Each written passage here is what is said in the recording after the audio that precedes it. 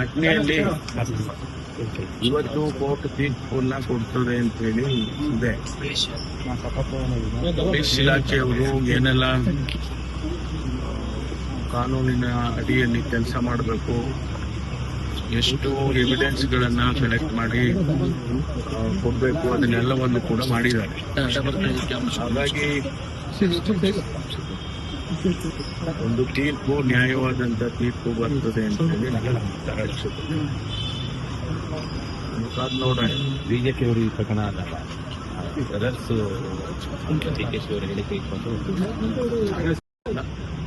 ಎರಡು ವಿಚಾರ ಗಮನದಲ್ಲಿ ಇಟ್ಕೋಬೇಕು ಇಂಥ ಪ್ರಕರಣಗಳಲ್ಲಿ. ಒಂದು ರಾಜಕೀಯವಾಗಿ ಮಾತನಾಡ್ತಕ್ಕಂಥದ್ದು, ರಾಜಕೀಯವಾಗಿ ಹೇಳಿಕೆಗಳನ್ನು ಕೊಡ್ತಕ್ಕಂಥದ್ದು, ಅದು ಒಂದು ಭಾಗ. ಅದನ್ನ ಅವರು ವಿರೋಧ ಪಕ್ಷದವರು ಅಥವಾ ಬೇರೆ ಬೇರೆಯವರು ರಾಜಕೀಯವಾಗಿ ಹೇಳಿಕೆಗಳನ್ನ ಕೊಟ್ಟಿರೋದು ನಾವೆಲ್ಲ ಗಮನಿಸಿದ್ದೇವೆ. ಆದರೆ ಕಾನೂನಾತ್ಮಕವಾಗಿ ಏನ್ ಮಾಡಬೇಕು ಅನ್ನೋದು ಬಹಳ ಮುಖ್ಯ. ಅದನ್ನ ಇವತ್ತು ಪ್ರಕಟಣೆ ಮಾಡ್ತಾರೆ. ಆದಾಗ ನೋಡೋಣ ಮುಂದೆ ಅದೇನು ತೀರ್ಪು ಏನ್ ಬರುತ್ತೆ, ಅದ್ರ ಮೇಲೆ ನಾವು ಏನ್ ಕ್ರಮ ತಗೋಬೇಕು ಅದನ್ನ ತಗೊಳ್ತೇವೆ. ಈ ಸುಧಾಕರ್ ಸರ್ಕಾರ ಏನೋ ಮುಚ್ಚಿಡ್ತೀವಿ ಅನ್ನುವಂಥ ಅನುಮಾನವನ್ನ ಎಚ್ ಡಿ ಕುಮಾರಸ್ವಾಮಿ ಪ್ಲಾನ್ ಮಾಡಿದ್ದಾರೆ. ಇಂಥ ಪ್ರಕರಣಗಳಲ್ಲಿ, ಇಂಥ ವಿಚಾರಗಳಲ್ಲಿಯೂ ಕೂಡ ಒಂದಿಷ್ಟು ಮಾನವೀಯತೆಯನ್ನ ತೋರಿಸ್ಬೇಕಲ್ವಾ. ಯಾರು ಅದನ್ನ ಆ ರೀತಿ ಮಾಡಕ್ ಹೋಗ್ತಾರೆ? ಮಾಡಿದ್ರೆ ಅವ್ರ ಕುಟುಂಬದವ್ರು ಮಾಡ್ಬೇಕಲ್ವ, ಬೇರೆಯವ್ರು ಯಾರು ಮಾಡಕ್ಕಾಗೋದಿಲ್ಲ. ಏನು ಸರ್ಕಾರ ಹೆಬ್ಬೆಟ್ಟು ತಿಸ್ಕೊಳುತ್ತಾ? ಇದು ನಾವು ಒಂದಿಷ್ಟು ಮಾನವೀಯತೆ ನಮಗೆ ನಾವು ಪ್ರದರ್ಶನ ಮಾಡಬೇಕಾಗುತ್ತೆ. ಇಂಥ ಪ್ರಕರಣಗಳು ಅವರು ಕಷ್ಟದಲ್ಲಿದ್ದಾರೆ, ಅವರು ಇಂಟೆನ್ಸಿವ್ ಕೇರ್ನಲ್ಲಿ ಅವರಿನ್ನೂ ಕೂಡ ಅವರಿಗೆ ಪ್ರಜ್ಞೆ ಬಂದಿಲ್ಲ ಅಂತ ಹೇಳಿದ್ರು. ಹಾಗಿರುವಾಗ ನಾವು ಒಂದಿಷ್ಟು ಕಾದ್ ನೋಡೋಣ. ಕಾಂಗ್ರೆಸ್ನಲ್ಲಿ ಸರ್ ಅಂತಾರಾಜ್ಯಗಳ ಫಲಿತಾಂಶ ಬರೋಕ್ಕೆ ಮುಂಚೆನೆ ಬೆಳವಣಿಗೆಗಳು ಜಾಸ್ತಿ ಆಗ್ತಿದೆ. ಯಾವ ಬೆಳವಣಿಗೆ? ಕಾಂಗ್ರೆಸ್ನಲ್ಲಿ ರಾಜಕೀಯ ಬೆಳವಣಿಗೆ. ರಾಜಕೀಯ ಮಾಡೋದೇ ರಾಜಕೀಯ, ಇನ್ನು ಬೆಳವಣಿಗೆ ಮೇ 10 ರಾಜಕಾರಣ ಅಂತಾನೆ ಹೇಳೋದಲ್ವಾ. ರಾಜಕಾರಣ ಅಂತ ಡೆಫಿನೇಷನ್ ಏನು ಹೇಳ್ತಾರೆ ಅದ್ರಲ್ಲೇ ಇದೆಲ್ಲ ಬಂದ್ಬಿಡುತ್ತೆ. ಅದೇ ಪ್ರತ್ಯೇಕವಾಗಿ ರಾಜಕೀಯ ಅನ್ನೋದೇನಿಲ್ವಲ್ಲ. ಇಲ್ಲ, ನಮ್ಮ DCM ಸಾಹೇಬರು ನಮ್ಮ ರಾಜ್ಯಕ್ಕೆ ಸಂಬಂಧಪಟ್ಟಂತ ರಕ್ಷಣಾ ಇಲಾಖೆಗೆ ಸಂಬಂಧಪಟ್ಟಂತ ವಿಚಾರಗಳನ್ನ ಚರ್ಚೆ ಮಾಡಕ್ಕೆ ಭೇಟಿ ಮಾಡಿದ್ದಾರೆ.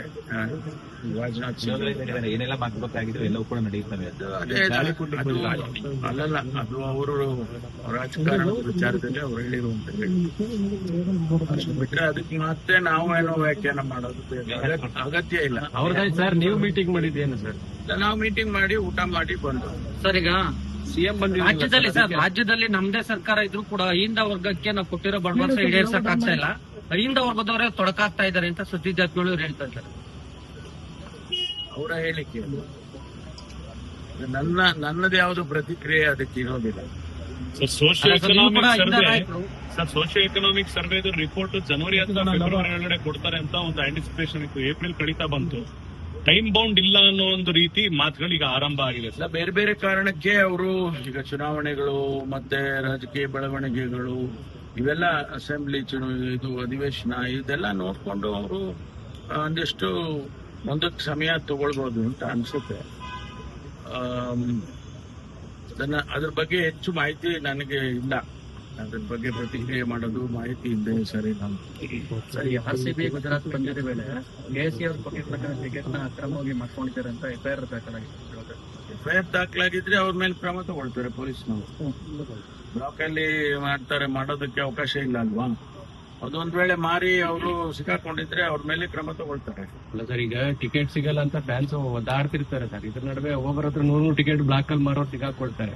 ಸಂಸ್ಥೆಯವರೇ ಇದರಲ್ಲಿ ಇನ್ವಾಲ್ವ್ ಆಗಿದ್ದಾರೆ ಅಂತ DNA ಸಂಸ್ಥೆ ವೆರಿಫೈ ಮಾಡ್ತಾರೆ, ಪೊಲೀಸ್ ಅವರು ವೆರಿಫೈ ಮಾಡ್ತಾರೆ. ಯಾಕಂದ್ರೆ ನಮಗೆ ಅದಕ್ಕೆ ಸಂಬಂಧ ಇಲ್ಲ, ನಾವು ಅವರಿಗೆ ಬಿಟ್ಟಿದ್ದೀವಿ. ಆನ್ಲೈನ್ ನಲ್ಲಿ ಟಿಕೆಟ್ ಮಾರೋದು ಅದೆಲ್ಲ ಅವ್ರಿಗೆ ಬಿಟ್ಟಿರೋದು.